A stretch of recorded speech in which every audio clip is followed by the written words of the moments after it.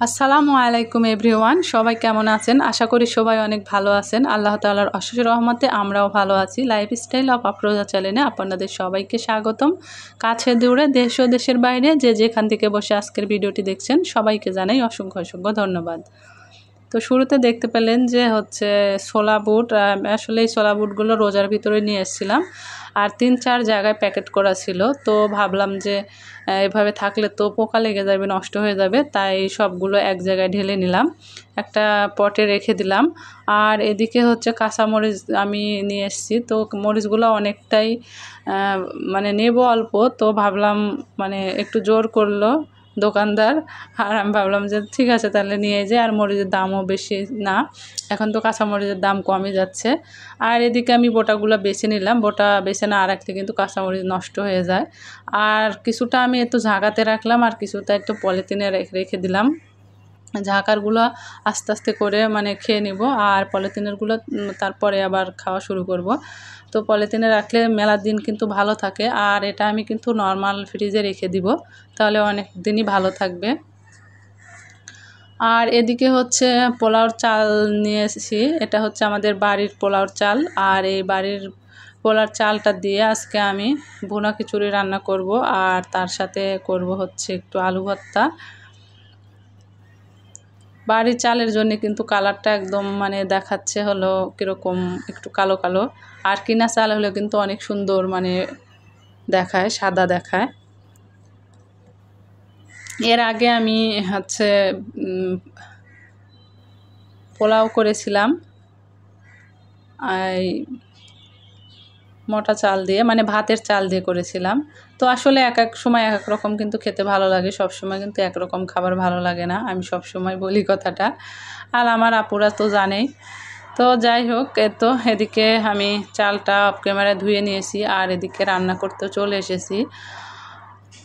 তো ভিডিওটি দেখতে দেখতে যারা এ পর্যন্ত চলে এসেছেন, প্লিজ মনে করে একটি লাইক দিবেন আপু ভাইয়ারা। আপনারা যদি লাইক দিতে ভুলে যান তাহলে প্লিজ একটি লাইক দিয়ে দিবেন। আর আজকের ভিডিওতে একটু নয়েজ আসতে পারে, যখন আমি ভয়েসটা দিচ্ছিলাম, আজকে আসলে দিনের বেলা ভয়েস দিছিলাম, আর সাইডে কিন্তু কাক ডাকতেছিল। তো আমাদের যে বাসার সাথে যে যে রাস্তাটা বেলকুনির সামনে, তো রাস্তার সাথে কয়েকটা গাছ আছে, ডাবের গাছ, আরও সব মেহগুনি আমের গাছ। তো ওই গাছে মাঝে মাঝে কাকগুলো কোথা থেকে যেন আসে। তো যাই হোক, কাকগুলো রাখতেছিল, আর সেটারই একটু আসতেছে, তো একটু ক্ষমা সুন্দর দৃষ্টিতে দেখবেন। আর এদিকে আমি একটু চিকেন কেটে নিয়েছিলাম ছোট ছোট করে, একদম ছোট ছোট করে। তো চিকেনটা দিয়েই ভুনা খিচুড়িটা করব।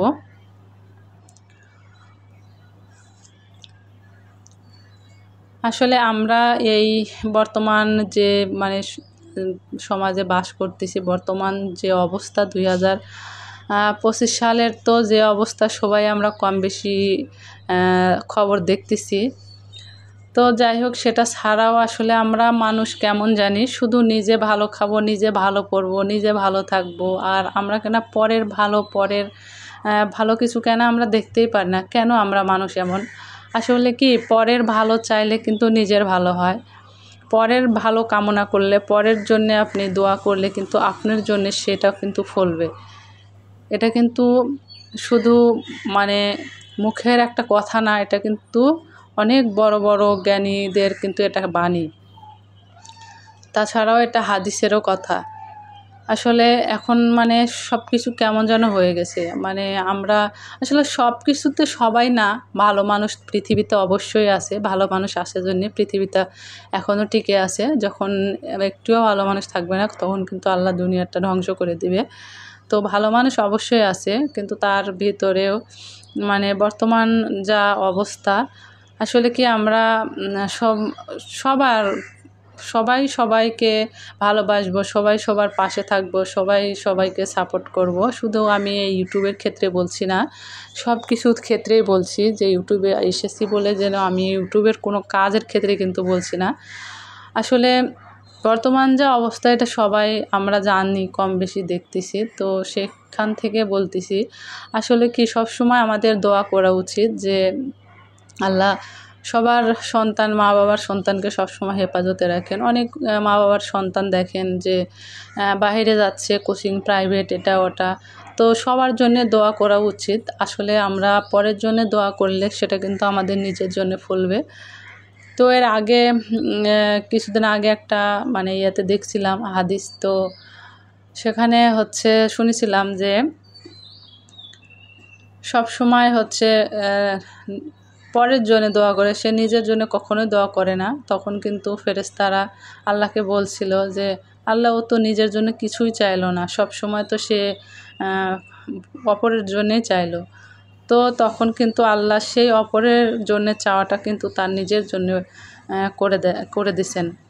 তো যাই হোক, হাদিসটা আমার পুরোপুরিভাবে মনে নেই, শুধু এইটুকু কথাটুকু মনে ছিল, তাই আপনাদের সঙ্গে শেয়ার করলাম। আর এদিকে আমি কথা বলতে বলতে আমার ভুনা খিচুড়িটা হয়ে গেছে। আর ভুনা খিচুড়িটা আমি কিন্তু কোনো হলুদ দিই নাই, শুধু যে এটা দিয়েছিলাম মানে শুকনো মরিচের একটু পেস্ট দিয়ে, মানে এই যে মুরগির যেহেতু আমি চিকেনটা দিয়েছিলাম সে কারণে একটু মানে কালারটা এরকম আসছে। আর রান্নাটা আমার হয়ে গেছে, এদিকে নামিয়ে নিয়েছি। তো আমার ভিডিওটি দেখতে দেখতে যারা আমার সাথে এখনই এ পর্যন্ত আসেন, যদি লাইক দিতে ভুলে যান তো প্লিজ একটি লাইক দিয়ে দিবেন। আর আমি সবার পাশে আসি থাকবো ইনশাল্লাহ, আপনারা আমার পাশে থাকবেন। আর আমরা তো সবাই জানি যে এই ইউটিউবের পিছে কতটা কষ্ট, কতটা খাটনি, মানে সবার ভিডিও দেখাতে শুরু করে ভিডিও এডিটিং করা, মানে ভিডিও এডিটিং করা, ভয়েস ওভার করা, সব কিছুতে।